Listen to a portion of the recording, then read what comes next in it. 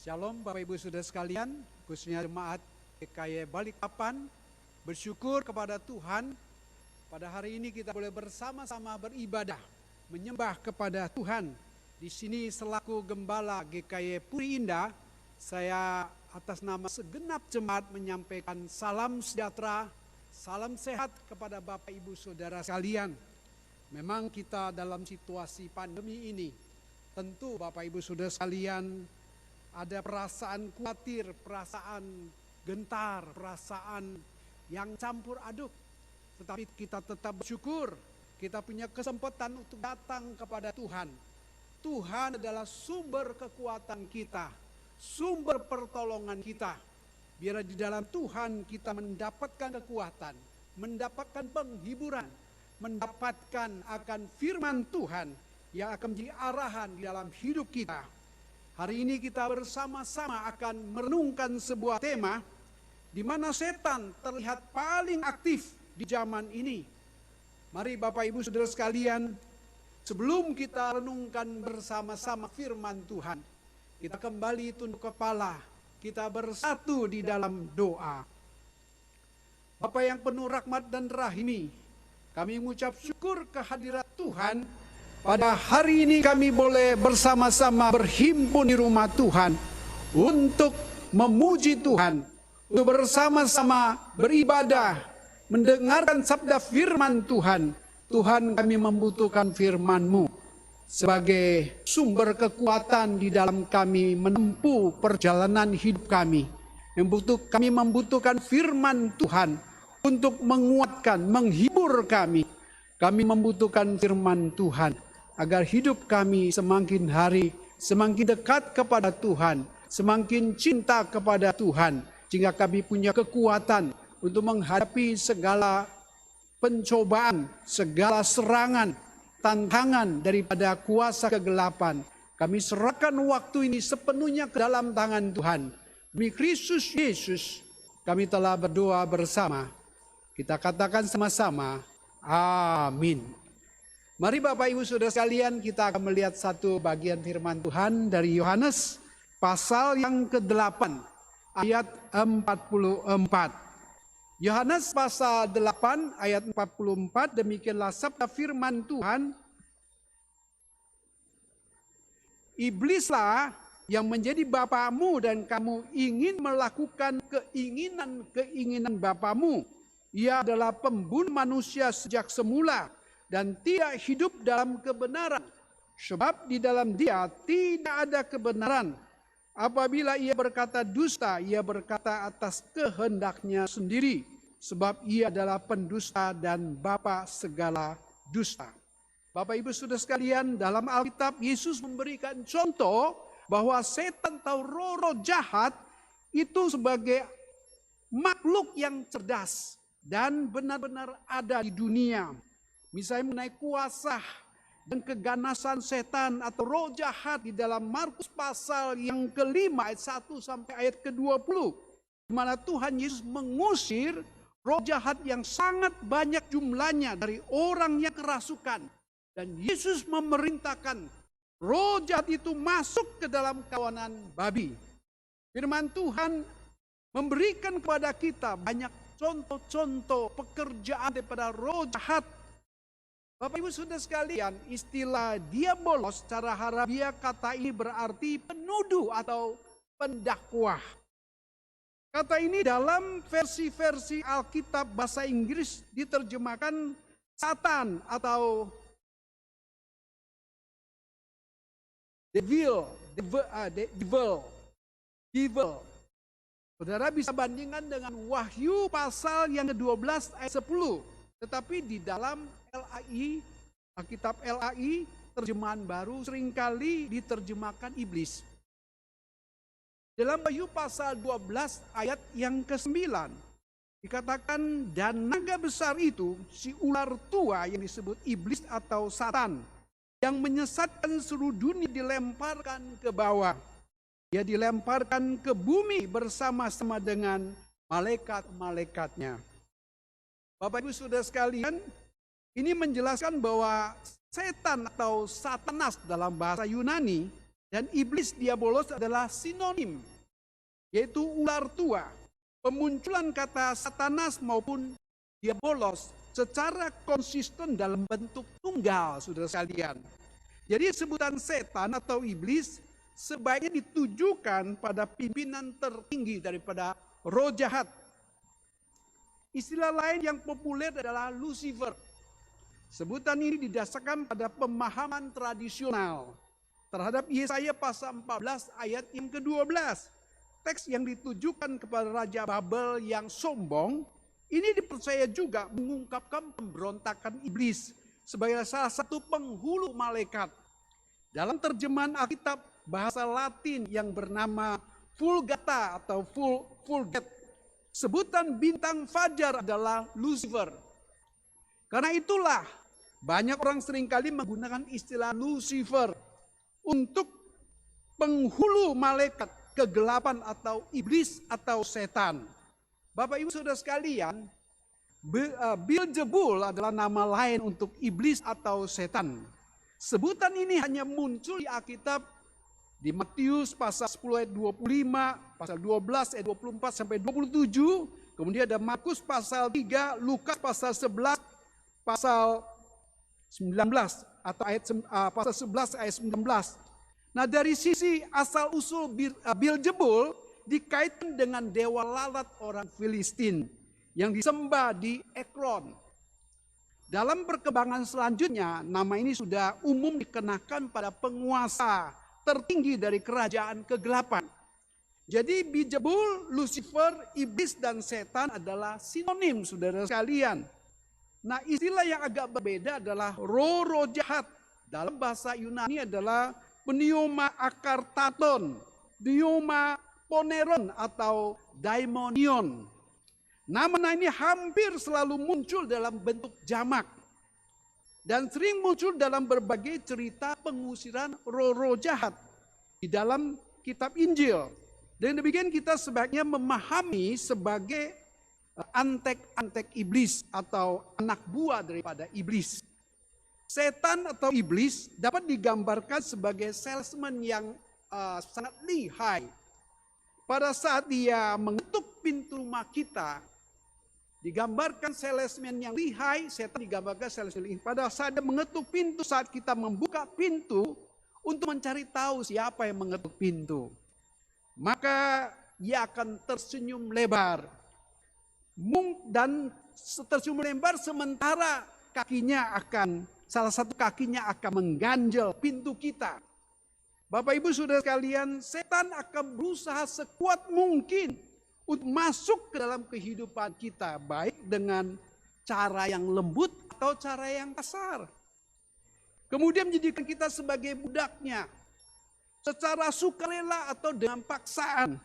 Tentu dengan jalan tipuan atau jalan menipu, saudara sekalian. Sebab sesungguhnya tidak ada seorang pun bersedia menjadi budak daripada kuasa kegelapan atau kuasa kejahatan. Jika orang itu tahu bahwa resiko yang akan dihadapinya itu sangat fatal, saudara sekalian. Yesus memanggil iblis sebagai bapa segala dusta. Yohanes pasal 8 ayat 44. Karena setan selalu mengajarkan segala sesuatu yang berkontradiksi satu sama lainnya. Di lain hal ia berkata racun adalah obat dan sebaliknya obat adalah racun. Setan mengajari pemberontakan terhadap otoritas resmi yang Tuhan telah tetapkan. Namun di pihak lain dia menciptakan diktator yang ada. Bapak Ibu Saudara sekalian, aktivitas atau pekerjaan setan zaman ini sangat luas, melibatkan semua aspek kehidupan manusia. Antara lain, yang pertama, kesibukan adalah strategi setan menjatuhkan kita. Harry ten Boom pernah berkata, jika iblis tidak bisa membuat Anda menjadi orang jahat, ia akan menggoda Anda menjadi orang sibuk. Sibuk sendiri berasal dari bahasa Inggris busy, yang merupakan kependekan daripada being under Satan yoke, atau di bawah kuk setan, saudara sekalian. Tahukah saudara bahwa iblis berusaha menjatuhkan kita dengan berbagai cara yang tidak kita sadari, termasuk terlalu sibuk dalam kehidupan kita, di dalam pelayanan kita. Dalam konferensi para roh jahat sedunia, iblis memberikan sambutan demikian. Kita tidak dapat menghentikan orang-orang Kristen untuk ke gereja dan berhenti untuk membaca Alkitab. Tapi kita dapat menghambat hubungan mereka dengan Kristus jika mereka berhasil membina hubungan yang dekat dengan Tuhan. Kuasa kita akan hancur karenanya. Jika jadi biarkan mereka pergi ke gereja, biarkan mereka membaca Alkitab, tetapi curi waktu mereka, alihkan perhatian mereka agar mereka tidak dapat bersekutu dengan Tuhan dengan intim. Kemudian roh jahat itu berkata, bagaimana kami harus melakukannya? Hal-hal yang tidak dikatakan oleh iblis buat mereka sibuk dengan hal-hal yang tidak penting. Itu buat mereka shopping dan shopping. Dan yakinkan istri-istri dan suami-suami untuk bekerja 7 hari 1 minggu. Buatlah mereka tidak bisa membagi waktu untuk anak-anak mereka. Pikatlah mereka untuk selalu menonton TV, memakai handphone, komputer. Mereka dimanapun mereka berada, di tempat kerja, di rumah, di mobil, di tempat-tempat lain. Penuhi pikiran mereka dengan berita 24 jam. Banjiri mailbox mereka dengan mail-mail sampah, katalog, newsletter, dan harapan-harapan kosong.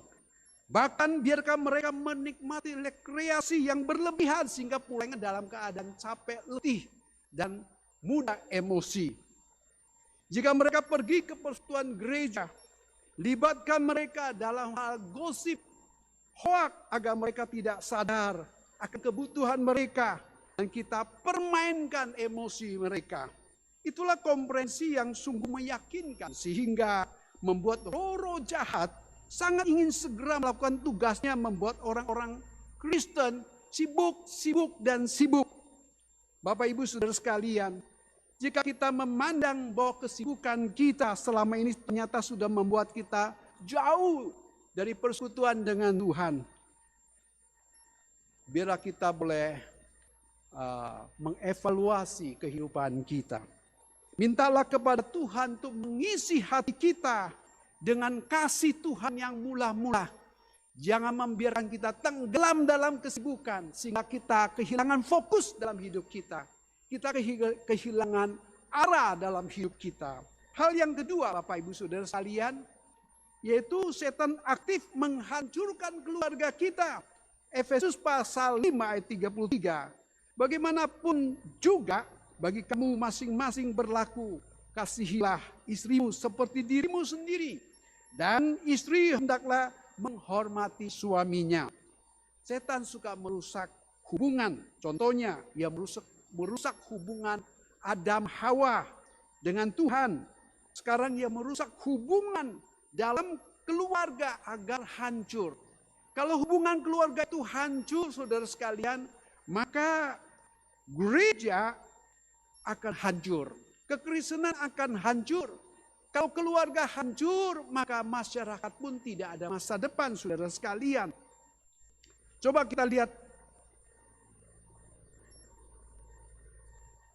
data yang mengerikan tentang kehidupan keluarga di Amerika Serikat. Setiap 26 detik terjadi satu perceraian di Amerika Serikat. Lebih dari 50% perkawinan itu berakhir dengan perceraian. Dan perkawinan ulang, tingkat perceraiannya mencapai lebih daripada 60%. 6 dari 10 anak Amerika hidup dengan orang tua tunggal atau single parent. Di Amerika Serikat setiap 24 jam terdapat 3.000 anak yang menyaksikan orang tua mereka bercerai. 1.629 anak yang dimasukkan ke penjara orang dewasa. 3.228 anak-anak yang lari dari rumah. 1512 drop out dikeluarkan, anak-anak drop out dikeluarkan dari sekolah. 7.742 remaja yang aktif dalam kegiatan seksual. Bapak Ibu Saudara sekalian, prioritaskan membangun hubungan yang harmonis dengan keluarga kita. Sesibuk apapun, tetaplah beri perhatian pada pasangan hidup kita, pada anak-anak kita. Hubungan yang baik, hubungan yang harmonis, hubungan yang komunikatif, itu bisa mencegah kerusakan, kehancuran keluarga. Hal yang ketiga, setan membuat banyak skandal. Setan membuat banyak skandal. Pendeta David Wilkerson menulis buku bestseller, yaitu The Cross and the Sweet Black.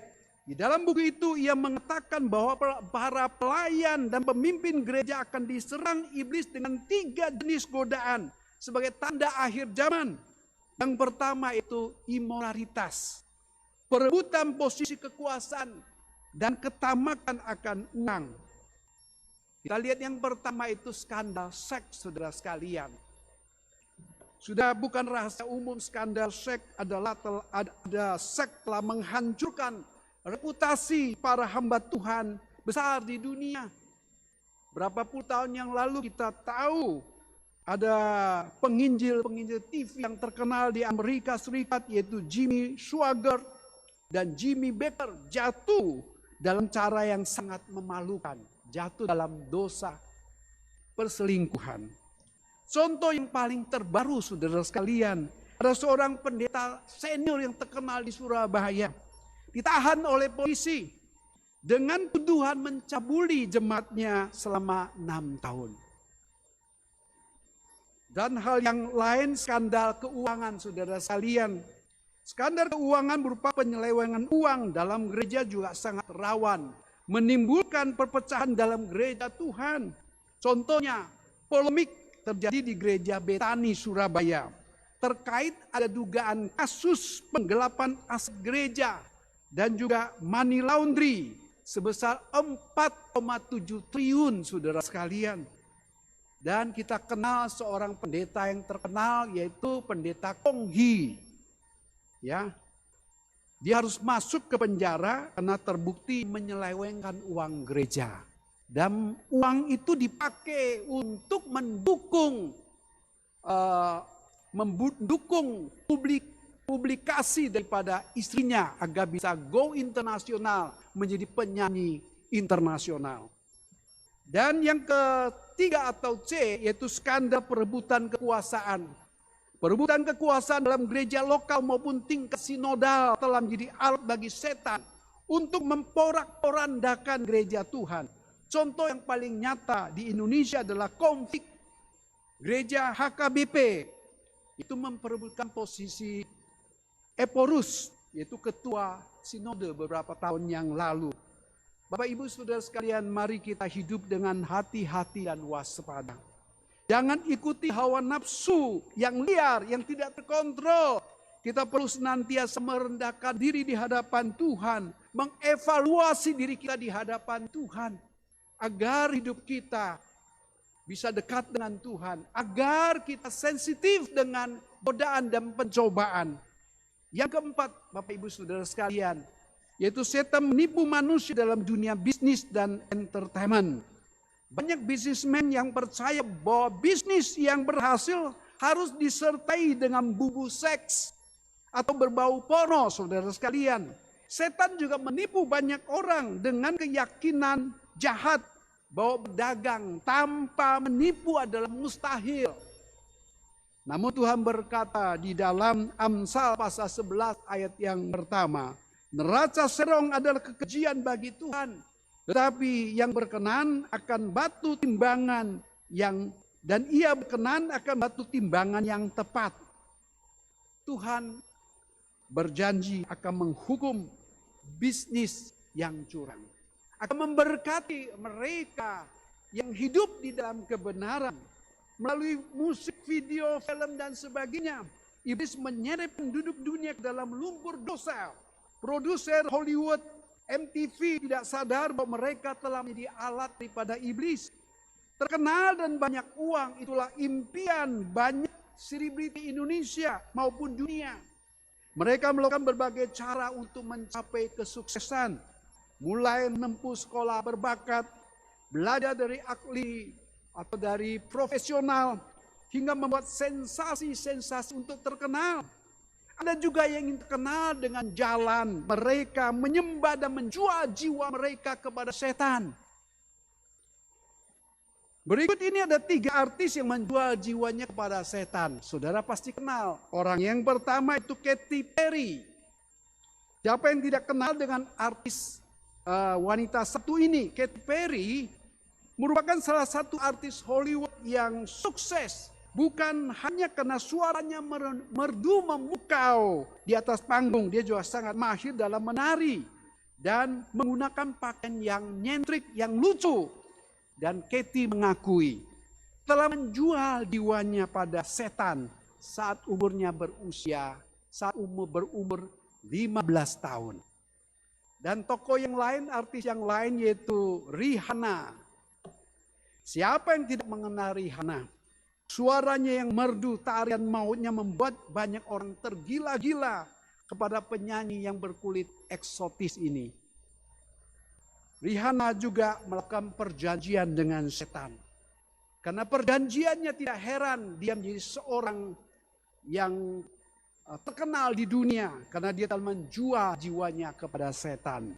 Dan tokoh yang lain saudara sekalian yaitu Lady Gaga. Lady Gaga memiliki cara yang unik dalam berpakaian. Berpakaian nyentrik yang aneh saudara sekalian. Dan dia juga melakukan hal yang sama. Yaitu menjual dirinya kepada setan. Bapak ibu saudara sekalian, kerja keras iblis dan antek-anteknya di akhir zaman ini bukanlah karena mereka tahu bahwa mereka pada akhirnya akan berkuasa di bumi ini. Tapi sebaliknya mereka sadar bahwa akhir daripada iblis, penghakiman bagi iblis itu sudah mendekati akhir. Di dalam firman Tuhan yang dikatakan di dalam Wahyu pasal 12 ayat 9. Kita menyatakan dan naga besar itu si ular tua yang disebut iblis atau setan. Yang menyesatkan seluruh dunia. Akan dilemparkan ke bawah, dilemparkan ke bumi bersama dengan malaikat-malaikatnya. Di akhir zaman ini, iblis bekerja dengan keras untuk membawa orang menjadi pengikut-pengikutnya. Karena dia sadar waktunya tidak lama lagi. Dia akan dihukum oleh Tuhan, dilempar ke bumi bersama-sama dengan malaikat-malaikatnya. Kita melihat hal yang kelima saudara sekalian, yaitu mempertanyakan otoritas Alkitab. Dalam 2 Timotius pasal 3 ayat 16 firman Tuhan mengatakan, segala tulisan yang diilhamkan Allah memang bermanfaat untuk mengajar, untuk menyatakan kesalahan, untuk memperbaiki kelakuan, dan untuk mendidik orang dalam kebenaran. Bapak ibu saudara sekalian, melalui Profesor Modernism, iblis mempertanyakan setiap ayat Alkitab. Benarkan Tuhan bicara seperti itu? Benarkan firman Tuhan tetap absolut untuk kehidupan moral manusia? Benarkan mujizat-mujizat di Alkitab sungguh-sungguh terjadi? Dan kebalikannya kepada para dosen dan guru di sekolah, iblis mengklaim bahwa teori Charles Darwin yang belum mencapai 200 tahun dan teori itu terus berevolusi adalah absolut. Iblis mengklaim bahwa bumi tercipta karena teori kebetulan, Big Bang. Bapak pendusta memang profesor dusta yang luar biasa. Mengklaim teori yang belum mencapai 200 tahun dan mempertanyakan catatan Alkitab yang berumur lebih dari 3.400 tahun lamanya. Itu kelima kitab Nabi Musa. Alkitab tidak saintifik. Iblis memproklamasikan di dalam para rasionalis. Tetapi faktanya saudara sekalian, kita melihat banyak saintis yang kenamaan seperti Newton, Galileo, Kepler, Maxwell dan lain-lain. Mereka adalah orang-orang yang percaya kepada Tuhan, percaya kepada Alkitab. Dalam modernisme, iblis mengajar bahwa mujizat-mujizat hanyalah imajinasi belaka. Kata halus daripada impossible dan anehnya, 200 tahun lalu iblis dalam universitas ateis yang tidak percaya ada Tuhan dan segala mujizat, ia mengajarkan tentang satu mujizat. Mujizat apa, saudara sekalian? Yaitu monyet telah menjelma menjadi manusia. Monyet telah berevolusi menjadi manusia. Pada anak SD saja bisa lihat, ialah jika memang manusia berasal daripada monyet, mengapa monyet tetap ada dan tidak pernah terlihat di jalan-jalan atau di hutan? Monyet yang sedang berevolusi, setengah monyet, setengah manusia. Kita belum ketemu ada monyet yang setengah manusia, setengah monyet, saudara sekalian. Pada zaman India kuno, saudara sekalian, monyet sampai hari ini tetap monyet. Di Mesir kuno, saudara sekalian, kodok sampai hari ini tetap kodok, saudara sekalian, tidak berevolusi. Dan Adam dan Hawa, manusia pertama adalah manusia sempurna seperti manusia abad modern ini. Dan kita melihat hal yang ketiga, saudara sekalian, pekerjaan setan dan dampaknya dalam kehidupan rohani manusia. Setan bekerja pada ateis, juga pada orang beragama. Setan berkata kepada para ateis, "There is no God." Nonsen dengan setan dan segala malaikat dan roh-roh jahat. Singkat kata, sesungguhnya tidak ada dunia roh. Namun kepada orang-orang beragama, iblis berkata, "Ya, kamu benar bahwa there is God."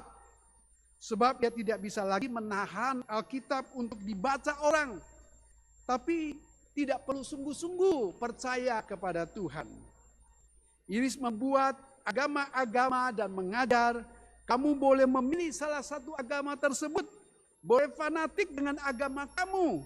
Boleh sembah apapun yang kamu sembah, tapi jangan menyembah Yesus Kristus. Sejak abad 19, iblis telah membangkitkan generasi baru di Amerika Serikat yang tetap percaya bahwa there is God. Dan agama adalah bagian yang penting dari politik dan kepercayaan mereka. Survei 2009 menyatakan bahwa penduduk Amerika Serikat believe in God. Percaya adanya Tuhan. Namun tidak harus hidup seperti apa yang diperintahkan firman Tuhan. Percaya kepada Allah, tapi jangan terlalu percaya pada firman Tuhan. Sebab untuk kebanyakan orang Amerika, saudara sekalian, kata God itu monoteisme, telah menjadi gods, politeisme. Almighty God telah menjadi liberty and tolerant God. Sementara kepada penganut paham komunis, iblis berkhotbah there is no God. Namun kepada para penganut spiritism, ia berkhotbah, you yourself are gods. Ini jenis tipuan tertua yang telah dipakai kepada Adam dan Hawa. You shall be as gods. Kamu akan seperti Allah. Saudara-saudara, kebebasan, kesamaan hak, dan persahabatan tanpa nilai-nilai kebenaran Alkitab, takut akan Tuhan, kekudusan hidup, saling menghormati, mengasihi akan menciptakan moral yang palsu dan membinasakan hati nurani yang sehat yang berakhir pada kehidupan yang liar dan anarkis. Manusia menemukan kebebasan yang sebenarnya, itu kebebasan hidup suci yang berdasarkan cinta dan hormat kepada pencipta mereka. Inilah sesungguhnya maksud ayat Tuhan Yesus dalam Yohanes pasal 8 ayat 32. Dan kamu akan mengetahui kebenaran, dan kebenaran itu akan memerdekakan kamu. Dan kita melihat poin yang ketujuh, Bapak Ibu Saudara sekalian.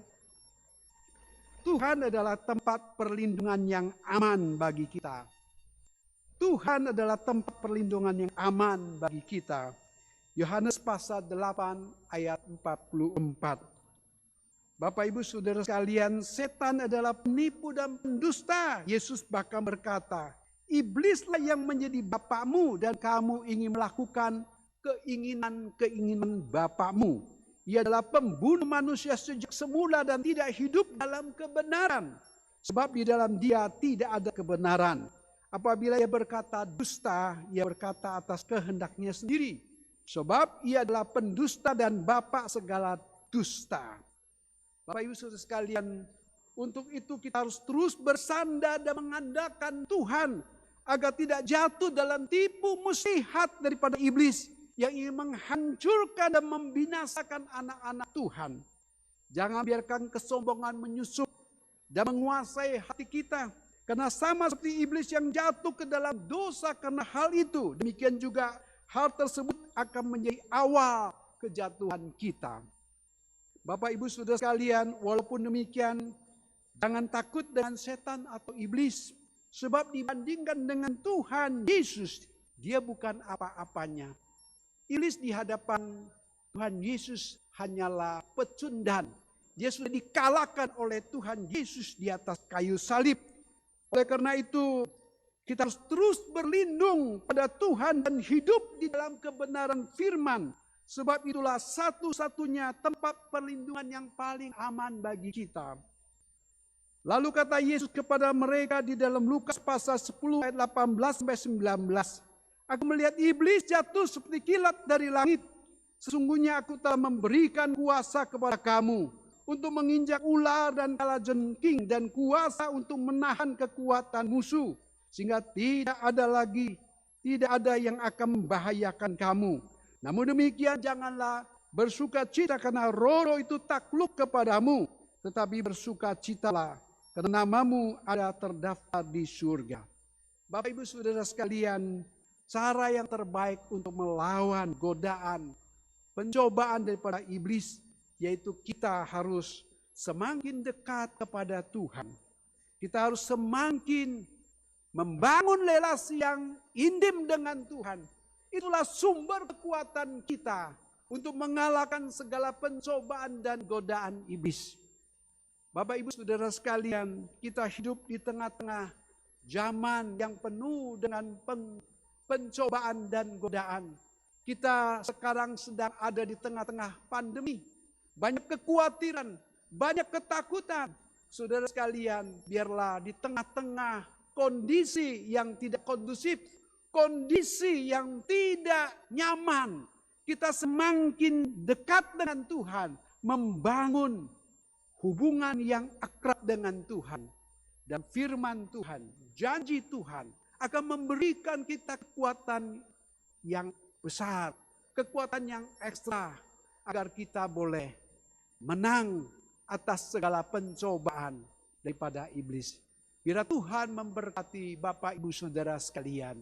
Mari kita bersama-sama, kita bersatu di dalam doa. Tuhan, Bapa di surga, kami mengucap syukur kehadirat Dikau.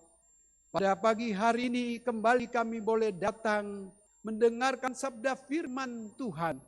Kami membutuhkan firman Tuhan sebagai senjata rohani kami untuk melawan segala pencobaan, untuk melawan segala godaan daripada kuasa kegelapan. Ya Tuhan, Engkau tahu kami lemah, kami mudah jatuh dalam dosa.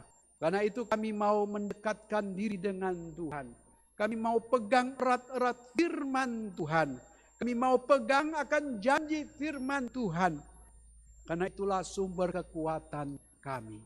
Itulah yang memberikan kami kemampuan untuk tetap bertahan di tengah-tengah zaman yang penuh dengan pencobaan. Zaman yang penuh dengan segala penderitaan. Di tengah-tengah kondisi pandemi, biar kami mau membangun relasi yang dekat dengan Tuhan.